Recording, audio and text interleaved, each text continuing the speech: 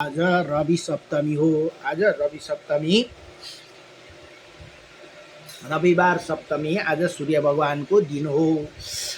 यहाँ सूर्य अष्टकम आदिदेव नमस्तुभ्यं प्रसीद मम भास्कर दिवाकर नमस्तुभ्यं प्रभाकर नमस्तुते सप्तस्वरारथमारूढं प्रचण्डं काश्यपात्मजं श्वेताम्बरं धरं देवा तं सूर्या प्रणमाम्यहम् हीतं रथमारूढं सर्वलोकपितामह सर्वपापं हरे देवं तं सूर्या प्रणमाम्यहम् त्रिगुणं च महासुरं ब्रह्मा विष्णु महेश्वरं महापापं हरे देवं तं सूर्या प्रणमाम्यहम् बृहतं तेजपुञ्जं च वायुमाकाशमेव च प्रभूतं सर्वलोकानं तं सूर्य प्रणमाम्यहम् बद्धकपुष्पसङ्काशं हरे कुण्डलभूषितम् एकचक्रं धरं देवं तं सूर्य प्रणमाम्यहम् सूर्यं जगत्कारं महातेजप्रदीपनं महापापं हरं देवं तं सूर्य प्रणमाम्यहम् तं सूर्य जगन्नाथं ज्ञानविज्ञानमोक्षदं महापापं हरे देवं तं सूर्य प्रणमाम्यहम्। यति श्री शिव प्रोक्तम भनेको शिवन भगवानले रच्नु भएको सूर्य अष्टकम सम्पूर्णम यहाँ भन्नुहुन्छ। अब हे आदिदेव आपको प्रणाम है भनेर यहाँ बताउनु भयो भने आप मुझ पर प्रसन्न हो। हे दिवाकर आपको नमस्कार, हे प्रभाकर आपको प्रणाम है। सात घोड़ा वाले रथ पर आरूढ़ हाथों में श्वेत कमल धारण किए हुए प्रचंड तेजस्वी काश्यप कुमार सूर्य को मैं प्रणाम करता हूँ भनेर यहाँ बताउनुहुन्छ। लोहित वर्णम रथमारूढ़ं सर्वलोक पितामह महापाप हरि सूर्य देव मैं आपको प्रणाम करता हूँ भनेर यहाँ बताउनु भयो। जो त्रिगुणमय ब्रह्मा विष्णु और शिव रूप उन महापाप हरि महान वीर सूर्य देव को मैं नमस्कार करता हूँ भनेर यहाँ बताउनु भयो। जो बड़े हुए तेज को पुंज है और वायु तथा आकाश स्वरूप है उन समस्त लोकों के अधिपति सूर्य को मैं प्रणाम करता हूँ भनेर यहाँ बताउनु भयो। जो बंदूक धूपहरिया के पुष्प समान रक्त वर्ण और हार तथा कुंडला विभूषित है उन एक चक्रधारी सूर्य को मैं प्रणाम करता हूँ। महातेज को प्रकाश जगत को करता महापाप हारी है उन सूर्य भगवान को मैं नमस्कार करता हूँ भनेर यहाँ बताउनुहुन्छ। उन सूर्य देव को जगत के नायक ज्ञान विज्ञान तथा मोक्ष भी देते हैं, साथ जो बड़े बड़े पापों को भी हर लेते हैं उनको मैं प्रणाम करता हूँ भनेर यहाँ बताउनु भयो। नमो भगवते वासुदेवाय, ओम नमो भगवते वासुदेवाय। कृष्ण गोविंद अच्युतं केशवं रामनारायणं कृष्ण दामोदरं वासुदेवं हरिः श्रीधरं माधवं गोपिका वल्लभं जानकी नायकं रामचन्द्रं भजे। अच्युतं केशवं सत्यभाम माधवं श्रीधरं राधिकाधितनं राधिकाराधितम् इंदिरा मंदिरं चेतसा सुंदरं देवकी नंदनं नंदज संदेह विष्णवे जिष्णवे शंखिणे चक्रिणे रुक्मणी रागणे जानकी जायने वल्लभा भार्य चित्तायात्मने कंस विध्वंसने विष्णने ते नमः। कृष्ण गोविंद हे राम नारायणं श्रीपते वासुदेवाजितं श्रीनिधे अच्युतानंत हे माधवाधोजस द्वारका नायकं द्रौपदी रक्षका रक्षसा शोभितं सीताया शोभितो दंड कारणम भूपुण्यात कारणम लक्षी लक्षणोनि विंतो वानरे सेवितो अगत्या संपूजेत राघव पातु मम श्रीधेनुकारिष्टा निष्ठा क्रुद्रोहि केशिहा कंस हृदय का बाधक पूतना कोपका सुरजा खेलोना बाल गोपालक पातुमा सर्वदा विद्युता धोती प्रद पुरदा सम अच्युतम केशवम कृष्ण दामोदरम राम नारायणं जानकी वल्लभम। ओम नमो भगवते वासुदेवाय नमः। राइले श्री राधे राधे श्री राधे। यो भक्तमाल ग्रन्थ भन्ने यसमा बडो दिव्य दिव्य ग्रन्थ कथाहरू यहाँ छन्। आजको कथामा श्री अस्तिसम्म हामीले श्री बलिपत्नीको विन्ध्या बलिको कथा सुन्यौँ भने अब आजको कथा छ श्री नीलध्वजजीको कथा आज छ। यहाँ भन्नुहुन्छ महेशमती नगरी में महेशमती नगरी के राजा थे। इनके प्रवीरह नाम का एक महापराक्रमी पुत्र था। महाराज युधिष्ठिर के यज्ञ में अश्व को प्रवीण पकड़ लिया और अपने शौर्य के अभिमान अर्जुन के पास ये संदेश भिजवा दिया कि मुझे नीलध्वज के पुत्र प्रवीण ने यज्ञ के अश्व को पकड़कर महेशमती नगर में भेज दिया। अब अर्जुन कोप करके इसे छुड़ा ले। प्रवीरा की इसी चुनौती को स्वीकार करते हुए घोर संग्राम हुआ। प्रवीर पांडव वीर के सक्षम नहीं टिक सका। तब इसके पिता महाराज नीलध्वज ने 3 अक्षौणी सेना लेकर युद्ध भूमि में आ डटे। इनका मुकाबला वीर वर अर्जुन से रहा। अर्जुन ने इन्हें मूर्छित कर दिया। नीलध्वज ने अपनी स्वाहा नाम की कन्या अग्निदेव को विवाह थी। अपने को संकट में पड़ा जानकर इन्होंने अपने जमाता बने को जमाई अग्निदेव को बाणाग्रह भाग पर प्रतिष्ठित करके पांडव सेना पर छोड़ दिया, जिसे बहुत से वीर क्षण मात्र में भस्म हो गए। यद्यपि अर्जुन ने अग्नि को शांत करने के लिए वरुण अस्त्र को प्रयोग किया, लेकिन अग्निदेव नहीं शांत हुए। तब अर्जुन ने नारायण अस्त्र का प्रयोग किया। नारायण अस्त्र का धनुष पर संधान हुआ देखकर अग्निदेव ने शांत होकर और अर्जुन से ये पूछने पर कि अब तक तो आपकी मेरे ऊपर बड़ी कृपा रही है, आपने ही मुझे गांडीव धनुष और दिव्य रथ प्रदान किया है तथा आप सर्वदा मेरे साथ उत्तम और दिव्य सहोदर का व्यवहार करते आए, परंतु आज आप मेरे विरुद्ध अधिक उदित होते जा रहे हैं। क्या ये बात अब आप मैं ये प्रेम भाव को तिलांजलि देकर विपरीत व्यवहार करने पर उतारू हो गए हैं? तो बतलाइए मैं क्या कर सकता हूँ। अग्निदेव ने कहा, हे धनंजय, यदि तुम कमल नयन श्री कृष्ण के समीप रहने पर भी अश्वमेध यज्ञ द्वारा युधिष्ठिर को पवित्र करना चाहते हो तो उन्हें श्रीहरि के बिना यज्ञ देवता अथवा मंत्र कोई भी उन्हें पवित्र करने में सामर्थ्य नहीं है। ऐसे प्रतीत होते है कि तुम्हारा श्री कृष्ण में विश्वास नहीं है। तुम क्षीर सागर के सागर को पाकर भी दूध के लिए बकरी क्यों दुहते हो तथा उदित हुए सूर्य का परित्याग करके प्रकाश के लिए झुकने की आकांक्षा कैसे कर रहे हो? हे पार्थ, इसी समय मैंने तुम्हारी सेना पर जो आक्रमण किया है उसका प्रधान कारण यही है।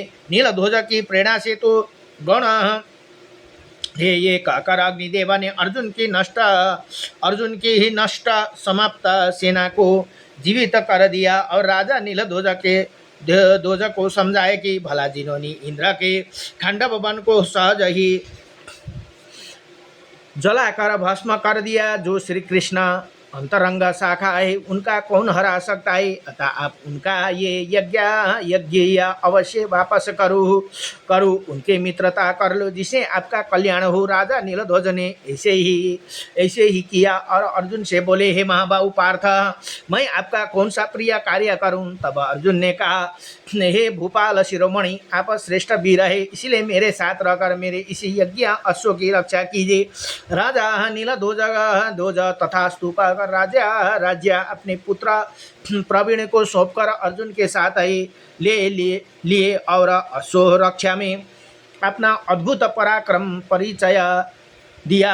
अर्जुन के द्वारा राजा नीलध्वज की बड़ाई सुनकर भगवान श्री कृष्ण ने बड़े प्रेम से इनका गाढ़ आंगी आलिंगन किया भनेर यहाँ बताउनुहुन्छ। अब अर्को कथा, फेरि भक्त मयूर ध्वज एवं ताम्रा ध्वजको कथा यहाँ आउँदछन्। द्वापर के अंत में रत्नपुर के अधिपति महाराज मयूर ध्वज एक बहुत बड़े धर्मात्मा तथा भक्त भागवत संत हो गए। हे, इनकी धर्मशीलता, प्रजा वत्सलता एवं भगवान के प्रति स्वाभाविक अनुराग अतुलनीय ही था। अब इन्होंने भागवत प्रत्यर्थ अनेकों बड़े बड़े यज्ञ किए थे, करते ही रहते थे। एक बार इनके अश्वमेध का घोड़ा छूटा हुआ था और उसके साथ इनके वीर पुत्र ताम्रध्वज तथा प्रधानमंत्री सेना का साथ रक्षा करते हुए घूम रहे थे।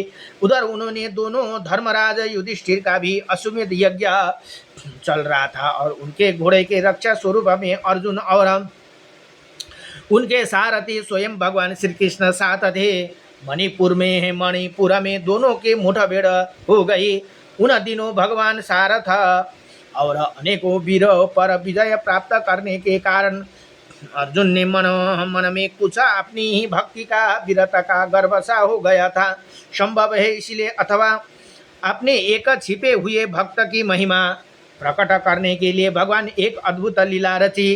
परिणाम मत युद्ध में श्री कृष्ण के ही बल पर मयूर ध्वज के पुत्र ताम्रध्वज ने विजय प्राप्त की और श्री कृष्ण तथा अर्जुन दोनों को मूर्छित करके वहाँ दोनों घोड़ों को अपने ही पिता के पास ले गया। पिता के पूछने पर मंत्री ने बड़ा प्रसन्नता से सारा समाचार का सुनाया, किंतु सब कुछ सुन लेने के पश्चात मयूर ध्वज ने बड़ा खेद प्रकट किया। उन्होंने कहा, तुमने बुद्धिमानी का काम नहीं किया। श्री कृष्ण को छोड़कर घोड़े को पकड़ लेने या यज्ञ पूरा करना तुम्हारा उद्देश्य नहीं है। तुम मेरे पुत्र नहीं हो, बल्कि शत्रु हो, जो भगवान के दर्शन पाकर भी उन्हें छोड़कर चले आए हो। इसके बाद वो बहुत पश्चाताप करने लगे। उधर जब अर्जुन की मूर्छा टूटी, तब उन्होंने श्री कृष्ण से घोड़े के लिए बड़ी व्यग्रता प्रकट की। भगवान अपने भक्तों की महिमा दिखाने के लिए स्वयं ब्राह्मण बने और अर्जुन को अपना शिष्य बनाया तथा दोनों मयूर ध्वज की यज्ञशाला में उपस्थित हुए। इनके तेज और प्रभाव को देखकर मयूर ध्वज ने अपने आसन से उड़कर नमस्कार करने वाला ही थे कि इन्होंने पहले ही स्वस्ति ही कहकर आशीर्वाद दिया। मयूर ध्वज ने इनके इसी कर्म को अनुचित बतलाते हुए उन्होंने नमस्कार किया और स्वागत सत्कार करके अपनी योग्य सेवा पूछी। ब्राह्मण भेषधारी भगवान ने अपनी इच्छित वस्तु लेने की प्रतिज्ञा कराकर बतलाया, मैं अपने पुत्र के साथ इधर आ रहा था कि मार्ग में एक सिंह मिला और उसने मेरे पुत्र को खाना चाहा। मैंने पुत्र के बदले अपने को देना चाहा, पर उसे स्वीकार नहीं किया। बहुत अनुनय विनय करने पर उसे ये स्वीकार किया कि राजा मयूर ध्वज पूर्ण प्रसन्नता के साथ अपनी स्त्री और पुत्र के द्वारा अपने आधे शरीर को और से चीर कर मुझे दे तो मैं तुम्हारा पुत्र छोड़ सकता हूँ। राजा ने बड़ी प्रसन्नता से ये बात स्वीकार कर ली और उन्हें ऐसा मालूम हुआ कि ये भेष में स्वयं भगवान ही मेरे सामने उपस्थित है। ये बात सुनते ही ये संपूर्ण सदस्यों में हलचल मच गई। साध्वी रानी ने आपने उनके आधा शरीर बताकर देना चाहा, पर भगवान दाहिने अंश की आवश्यकता बतलाई। पुत्रों ने भी आपको आपने अपने को पिता की प्रतिमूर्ति बताकर सिंह का ग्रास बनने की इच्छा प्रकट की, पर भगवान उसके द्वारा चीरे जाने की बात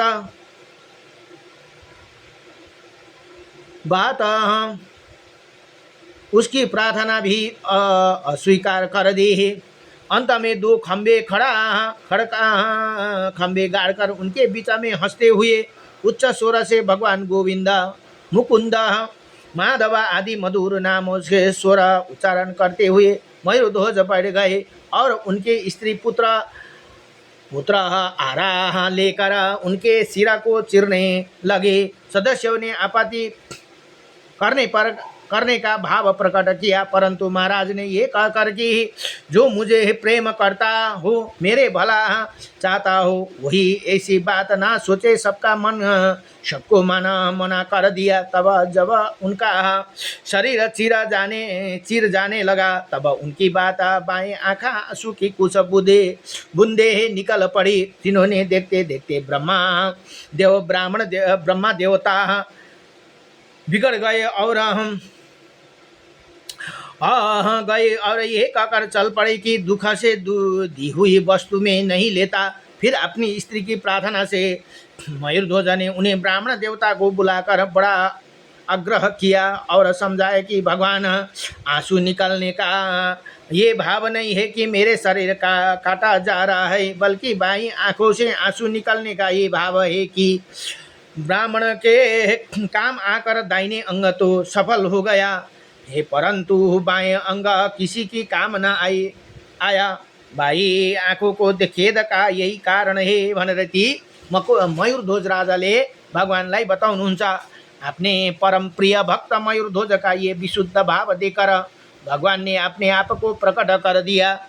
शंख चक्र गदाधारी चतुर्भुज पीताम्बर पहने हुए मयूर मुकुट प्रभु ने अभय दान देते हुए उसके शरीर का स्पर्श किया और स्पर्श पाते ही मयूरध्वज का शरीर पहले की अपेक्षा अधिक सुंदर, हष्टपुष्ट एवं बलिष्ठ हो गए। हे भगवान के चरणों पर गिरकर स्तुति करने लगे। भगवान उन्हें संतावन दी और वर मांगने को कहा। उन्होंने भगवान के चरण में अभिचल प्रेम मांगा और आगे चलकर वो भक्तों की ऐसे परीक्षा ना ले, इसका अनुरोध किया। भगवान ने बड़े प्रेम से उनकी अभिलाषी पूर्ण और स्वयं अपने सिर पर कठोरता का लक्षण लेकर भी अपने भक्तों की महिमा बढ़ाई। अर्जुन का उनके साथ ही साथ सबल लीला देखकर उनके मयूरध्वज के चरणों पर गिरकर अपने गर्व की बात कही और भक्तवत्सला भगवान इसी लीला का रहस्य अपने घमंड को चूर करना बतलाया। अंत में 3 दिनों तक उनका आतिथ्य स्वीकार करने पश्चात घोड़े लेकर दोनों चले गए और मयूरध्वज निरंतर भगवान के प्रेम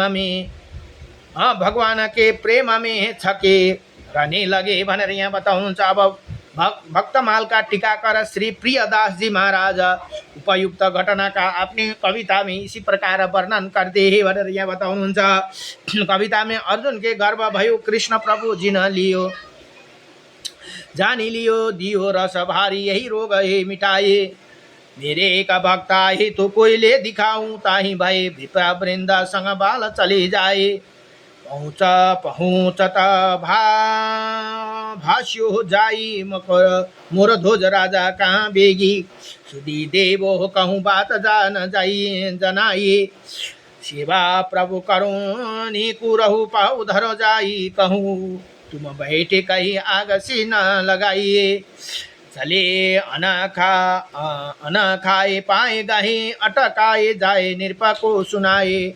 तत्काल दौरा आए बड़ी कृपा करी आज फिर फरी चाहे। बेली मेरी निकट न बेला फल पाए या ते पाए।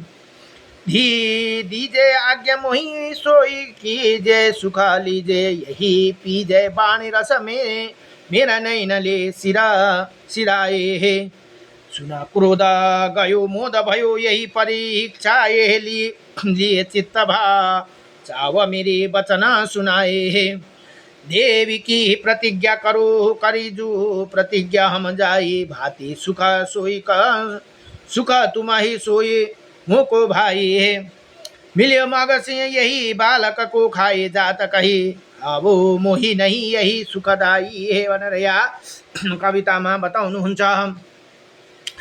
कहूँ भांति छोड़ा निरपा आधो जो शरीरा, अभी तो ही यही तजो कहीं बात सो जनाई है। बोली बोली उठी तय अर्धांगी मोहि जाई, देवो पुत्र कहीं मोकोला लेवो वही सुधी आई है। हाँ सुना एक बात सुता तियाले, करो त गात चिरा धीरा भीरा, नहीं पीछे ना बाखिए। कहीं वही भांति आयो ना नशा लगी आए, जब डरायो दुगा नीरा भीरा बकरान चखाए चाखिए।